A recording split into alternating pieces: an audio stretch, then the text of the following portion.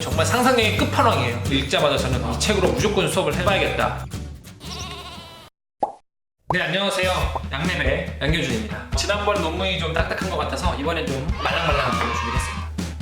요즘 그림책으로 수업을 많이 하시죠? 동화책에 비해 글밥이 적어서 금방 할 수 있고, 그림이라는 것이 갖고 있는 특징, 상상력을 자극하고 있죠. 그런 것들 때문에 선생님들이 요즘 많이 동화책을 활용하고 계시잖아요.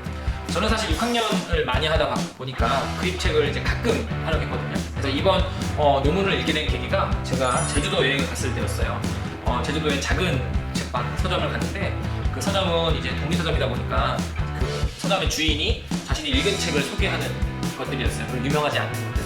그런데 이제 어린이 분야의 책을 소개했는데 바로 이 책이었습니다. 잘 보이시나요? 시가상자라는 책이었는데요. 강추라고 되어 있어서 한번 읽어봤어요. 사실은 이게 칼디코상을 받은 책이라서 워낙 유명한 상이니까 한번 읽어봤는데, 이 책을 읽자마자 저는 이 책으로 무조건 수업을 해봐야겠다라는 생각이 들었어요. 고학년임에도 불구하고 이 책을 가지고 꼭 수업을 해보겠다는 생각을 하게 됐는데, 논문을 찾다가 이 책을 다룬 논문이 있어서 그 논문을 소개해드리려고 합니다. 이 책을 통해서 이제 저학년부터 고학년까지 모두 다 수업하실 수도 있고요. 고학년은 국어 수업뿐만이 아니고 미술 수업까지도 가능합니다. 이 작가의 특징이기도 한데요. 100페이지만 기법, 아시죠? 상상력을 자극하는 그런 상상화 기법을 연계해서 수업도 할 수 있을 것 같습니다. 자, 그럼 이제부터 논문을 한번 읽어볼게요. 일단 이 논문은요, 마찬가지로 RISS에 들어가면 확인하실 수 있고요. 논문 제목은 글없는 그림책을 활용한 서사적 글쓰기 수업 모형 개발입니다.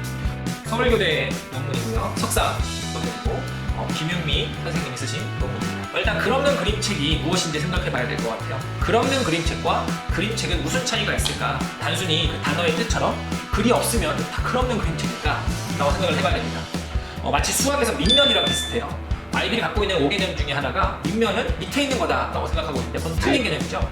그런 것처럼 글없는 그림책이라는 것은 단순히 글이 있고 없고, 즉 글의 유무가 중요한 것이 아니라 그림이 갖는 의미가 사실 중요합니다.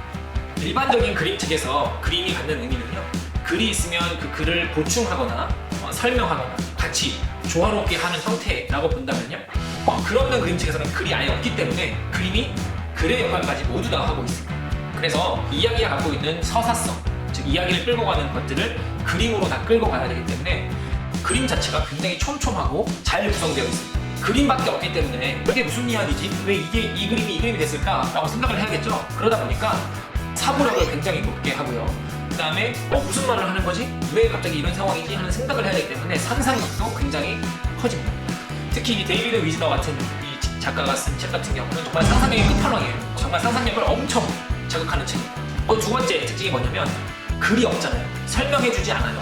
그러다 보니까 학생들이 혹은 읽는 독자가 이게 무슨 의미인지 생각을 하겠죠? 그러다 보니까 스스로 의미를 만들어냅니다. 동화책은 설명해주는 걸 좀 받아들이는 게 강한다면, 이 글없는 그림책은 독자가 온전히 더 파악을 하는 거예요. 그래서 독자의 의미 구성하는 주체가 훨씬 더 높아지게 됩니다.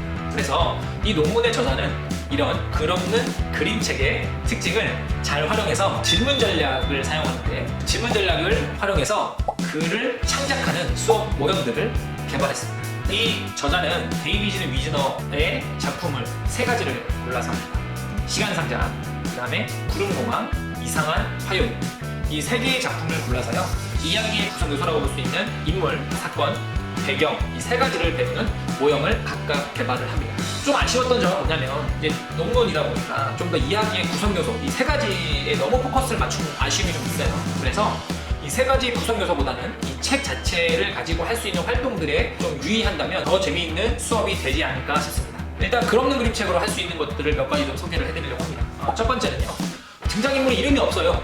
그러다 보니까 학생들로 하여금 그 등장인물의 이름을 고민하게 하는 거죠. 그리고 이 배경이 뭘까? 약간 유추해보는 거예요. 동화에서는 배경을 다 설명해 주잖아요. 근데 여기는 없기 때문에 좀 추리하는 재미가 있어요. 이게 뭘까? 어디지? 이렇게 생각해야 돼요. 그래서 단서를 찾아가는 것 같은 이런 것들이 있기 때문에 이런 것들을 활동으로 넣으면 재미있으실 것 같고요. 두 번째, 글이 있고 대사가 없어요. 그러다 보니까 학생들로 하여금 그 대사를 붙이게 하는 겁니다. 이야기를 만드는 모델이에요. 근데 그거를 포스트잇으로 해도 되고요. 아시다시피 동화책을 만들었을 때 그림이 있고 글이 어디에 있느냐에 따라서 또 느낌이 달라지거든요. 그것도 애들이 할 수 있는 거예요. 그러다 보면 아이들이 약간 작가가 되는 느낌도 받을 수 있고 그래서 그런 활동들을 해도 굉장히 도움이 될 것 같고 세 번째로는 이제 많이 하는 거 뒤에 이어질 내용을 그림으로 그려보게 하는 것도 이 책을 재미있게 이해할 수 있는 방법으로 생각합니다. 저는 개인적으로 이제 그 시간상자를 읽으면서 정말 해보고 싶었던 게 뭐냐면 미술교과 연계를 하고 싶었어요. 미술교과에서 대페이지망 기법이 나오잖아요. 대페이지망은 르네 마그리트 다 아시죠? 네, 르네 마그리트가 대표성을 가지고 있는데 즉 이제 초현실주의적인 작품이에요. 그래서 그런 작품들과 연기하면 어떨까 하는 생각을 되게 들었고요. 현재 저는 이제 시간상자를 가지고 수업을 하고 대페이지망 수업을 하려고 지금 준비 중에 있습니다. 그런데 아주 치명적인 단점이 있는데 그것은 뭐냐면 바로 이 작가 데이비드 위즈너의 책으로만 할 수 있는 게 좀 아쉬운 점입니다. 현재 우리나라에서는 그럼는 그림책이 굉장히 비주류예요. 그러다 보니까 외국 작가라고 하더라도 작품이 많지 않고요.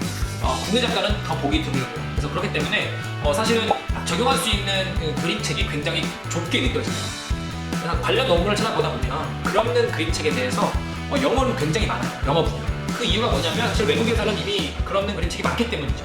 그래서 그런 점에서 약간 앞으로 그림책을 만드시는 출판사 분들이라면 그럼는 그림책에 약간 포커스를 맞추는 것도 굉장히 블루오션이 아닐까 싶고요.